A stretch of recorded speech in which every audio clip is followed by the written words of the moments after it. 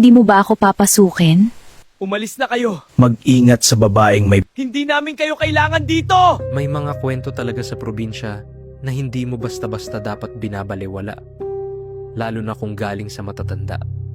Isa doon ang tungkol sa babaeng may kasamang mga baka na kumakatok sa gabi.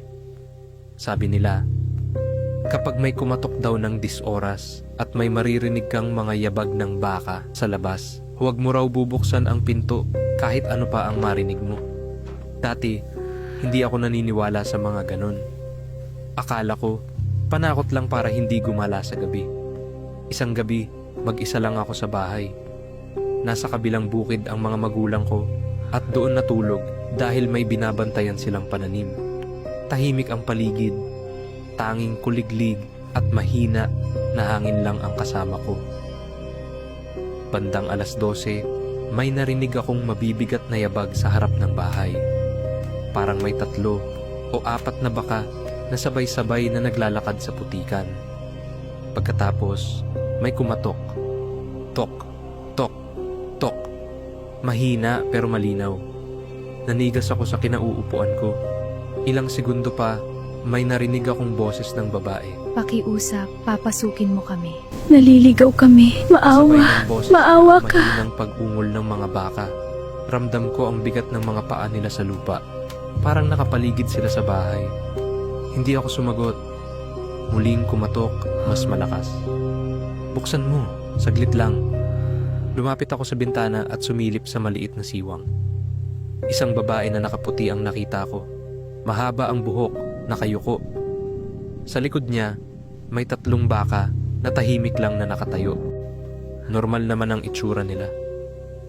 Bigla siyang nag-angat ng ulo at tumingin diretso sa bintana. Ngumiti siya. Hindi normal ang ngiti niya. Masyadong malapad. Alam kong gising ka, sabi niya. Doon ko naalala ang sabi ng lolo ko noon. Kapag may ganyang kumatok, huwag mo raw papasukin. At kung sakaling makita mo silang nag-iiba ng anyo, may isang paraan para mapaalis sila. Kumuha ako ng asin sa kusina at tahimik na nagwisik sa harap ng pintuan at sa ilalim ng bintana. Hindi ko binuksan ang pinto. Maya-maya, may narinig akong kakaibang tunog sa labas. Parang may buto na nababali. Sinilip ko ulit. Ang mga baka sa likod niya ay unti-unting tumataas sa 2 paa. Ang mga paa nila sa harap ay nagiging parang braso ng tao. Ang ulo nila ay nakatingala at ang mga mata nila ay nakatutok sa bahay ko. Isa sa kanila ang nagsalita. buksan mo. Malalim ang boses. Hindi na panghayop. Biglang may malakas na kalabog sa pinto. Sunod-sunod na hampas. Yumanig ang kahoy. Pero nang tumapak sila sa asin na binudbud ko, bigla silang napaatras. Parang may pumipigil sa kanila. Ang babae ay napahiyaw sa galit. Hindi ka namin makukuha ngayon, sigaw niya.